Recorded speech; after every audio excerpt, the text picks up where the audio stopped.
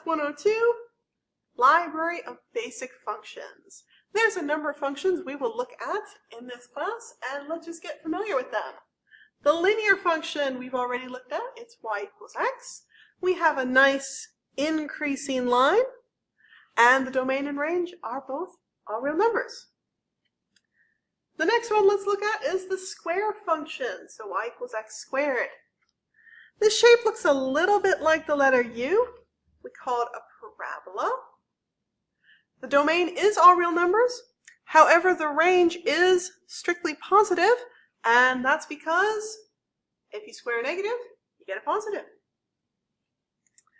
The cube function is y equals x to the third power.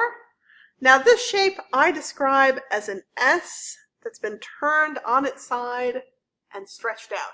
It is increasing, and like the linear function, the domain and range are both all real numbers. Let's scroll down. My next one is the square root function. That's what that little symbol means. Now this one's unusual because the domain is not all real numbers.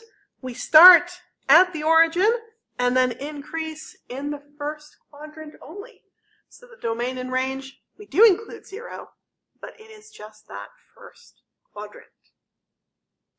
Now the cube root function is how to undo a cube function there. These two are opposites of each other. And this looks like an S that's been stretched out.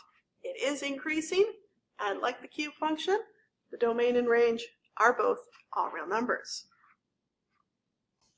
Finally, let's look at our absolute value function. Absolute value, if the number is positive, it keeps it positive, but if it's negative, it turns it positive.